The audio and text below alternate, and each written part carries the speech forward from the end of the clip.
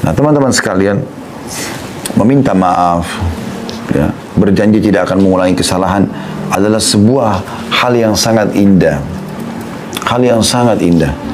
Kalau Anda berbuat salah lalu Anda mengatakan, maafin saya janji tidak akan mengulanginya. Itu luar biasa, sangat melunakkan hati orang di hadapan kita. Gitu kan? Makanya setiap orang buat salah, dia iklankan, dia minta maaf. Nah, kalau teman-teman mengatakan maafkan saya, itu kalau kepada Allah Subhanahu wa taala sama dengan Anda mengatakan astagfirullah. Istighfar itu permohonan maafnya. Kalau janji tulisan ikrar misalnya, atau ikrar dengan lisan tidak akan mengulangi, itu namanya taubat. Jadi kalau teman-teman gabung astagfirullah wa atubu ilai, artinya ya Allah aku minta maaf dan aku janji tidak akan mengulanginya. Seperti itu. Nah, teman-teman sekalian, taubat ini perlu kita lakukan. Karena Nabi SAW sendiri sebagai pimpinan kita dan utusan Allah mengatakan, aku beristighfar dan bertobat kepada Allah sehari, setiap harinya 70 sampai 100 kali. Seperti itu. Apalagi kita gitu ya. Padahal Nabi SAW sudah diampuni dosa-dosanya, tapi masih seperti itu. Nah, taubat ini teman-teman indah sekali. Karena dengan taubat, maka semua kesalahan Anda dimaafkan. Plus lagi, fasilitas yang terhalang karena kesalahan Anda akan diberikan. Contoh misal Anda di kantor, Anda kerja, lalu Anda buat satu kesalahan, misalnya telat datang, atau Anda tidak menyelesaikan pekerjaan atau apa saja. Lalu cara yang terbaik adalah Anda minta maaf dan Anda coba perbaikin. Anda ajukan permohonan maaf, Anda janji tidak akan mengulanginya, lalu Anda janji juga memberikan tanggalnya atau waktunya ya, the time-nya itu akan diselesaikan. Maksud saya waktunya akan diselesaikan pada hari ini atau pada jam ini gitu. Dan ini tepati itu.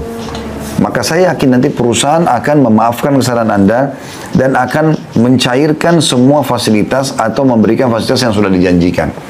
Karena Anda lakukan itu. Seperti kurang lebih itu rasionalnya orang kalau bertaubat. Seperti itulah.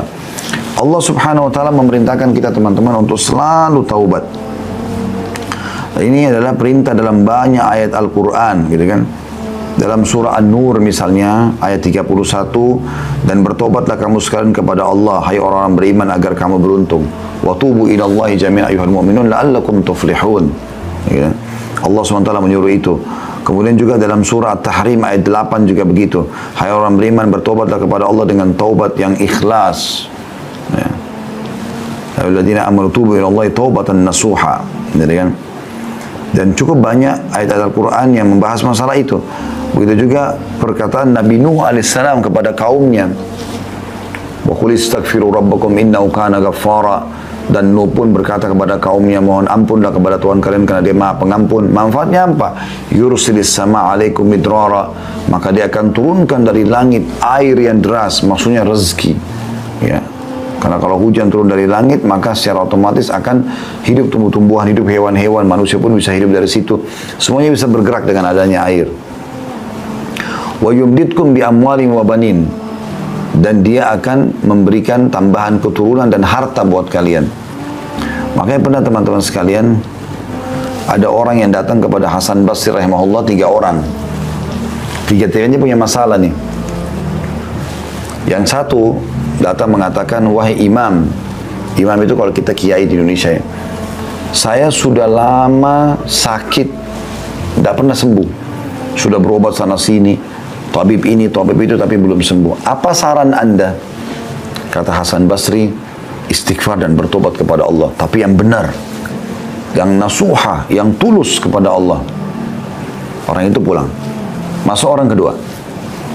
Jadi sini perbanyak istighfar ya, kata Hasan Basri. Bukan cuma istighfar dan tobat saja pulang, enggak. Perbanyak. Lisanmu selalu astagfirullah wa atubu ilaih. Terus sampai engkau melihat jalan keluarnya. Dah, datang orang kedua mengatakan, wahai imam, saya sudah lama menikah. Ini saya sama istri saya, kebetulan sama istri datang ke rumah Hasan Basri. Rahimahumullah semuanya. Lalu dia mengatakan, kami sudah 10 tahun menikah, belum punya anak. Apa saran Anda? Kami sudah coba ke tabib ini, tabib itu, tapi juga tidak bisa. Ya, kami dapatkan solusinya. Kata Hasan Basri, perbanyak Garis bawah kalimat perbanyak. Perbanyak istighfar dan taubat. Amalkan. Pulanglah orang itu. Orang ketiga datang mengatakan, wahai imam, saya sudah lama bekerja bertahun-tahun, tidak pernah kaya seperti fulan. Ditunjuklah orang kaya di negeri itu gitu. Dulu itu di kota Basra ya, di Irak. Maka kata Hasan, dan saya sudah coba kerja ini kerja itu, tetap aja begini keadaan saya sudah sekian tahun. Apa saran anda, kata Hasan Basri? Perbanyak istighfar dan taubat.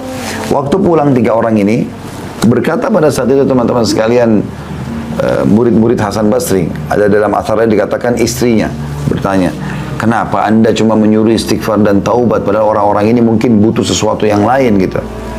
Maka apa kata Hasan Basri, tidakkah engkau membaca firman Allah subhanahu wa ta'ala tadi dalam surah Nuh itu ya, Nuh berkata kepada kaumnya, wa qul istaghfiru rabbakum innahu kana ghaffara. Ya, Nuh berkata beristighfar dan bertobatlah pada Tuhan kalian karena dia maha menerima taubat hambanya. Yursilis sama alaikum midrara, maka dia akan turunkan rezeki yang banyak dari langit. Wa yumbitkum bi amwalin wa banin, dan dia pasti akan menambahkan buat kalian harta yang banyak dan juga keturunan. Jadi luar biasa manfaatnya. Imam Nawawi berkata rahimahullah, para ulama telah sepakat bahwa taubat dari seluruh perbuatan maksiat adalah wajib hukumnya.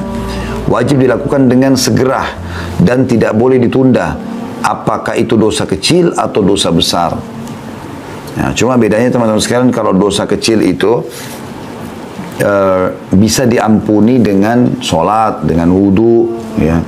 Kemudian dengan semua ibadah lah, sedekah, bakti sama orang tua, jenguk orang sakit, semua ini bisa memaafkan dosa-dosa kecil. Tapi kalau dosa besar harus taubat nasuha.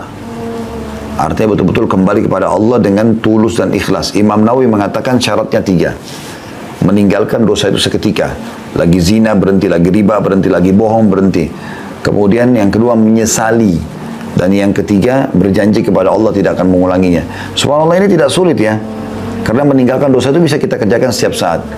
Menyesal ini, kata ulama, semua orang yang buat dosa, Allah akan datangkan penyesalan. Allah datangkan penyesalan. Jadi penyesalannya itu semua muncul, kayak orang habis berzina, orang habis menipu, apa hilang itu, apa muncul itu rasa menyesal, sudah ada. Kemudian yang ketiga, janji sama Allah tidak akan mengulanginya, maka akan diterima taubatnya insya Allah. Seperti itu. Kita tutup teman-teman sekalian dengan beberapa sabda Nabi SAW, diantaranya, sesungguhnya Allah subhanahu wa ta'ala selalu membuka tangannya di waktu malam untuk menerima taubat orang yang melakukan kesalahan di siang hari. Dan sesungguhnya Allah membuka tangannya pada siang hari untuk menerima taubat orang yang melakukan kesalahan di malam hari. Begitulah terus hingga matahari terbenam dari barat. Ya, maksudnya di sini, terbenam, ya, terbit dari barat, sampai terbit dari barat. Hadits yang selanjutnya, Allah subhanahu wa ta'ala sangat gembira dengan taubat hambanya. Jadi Allah ini subhanallah tidak mau kita masuk neraka, mau kita masuk surga. Makanya dia sangat gembira dengan taubat hambanya. Dan kita tutup dengan ini teman-teman sekalian insyaAllah. Kata Nabi SAW, Allah lebih gembira dengan taubat hambanya dibandingkan seseorang di antara kalian yang membawa seluruh bekalnya di atas tunggangannya. Ya, digambarkan tunggang itu zaman dulu seperti unta misalnya, dia bawa semuanya bekalnya. Kalau anda mungkin naik mobil di zaman sekarang, membawa seluruh harta yang anda punya, simpanan anda, bawa di mobil. Kemudian kata Nabi SAW, dia melewati padang pasir yang tak bertuan, nggak ada orang, nggak ada hewan, padang pasir tandus.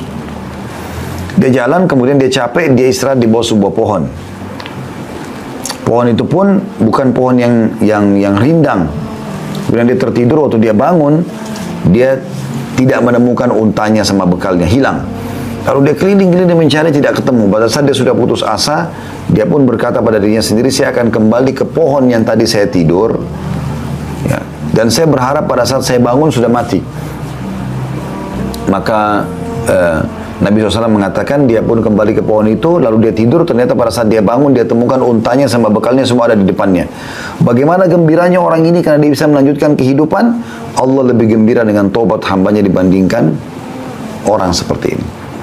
Resep ini teman-teman sekalian, curhat dengan Allah subhanahu wa ta'ala dan bertobat dari dosa-dosa, dipastikan keduanya insya Allah dan masuk dalam judul kita akan menjadi penyebab utama semua urusan Anda dimudahkan oleh Allah Subhanahu wa taala.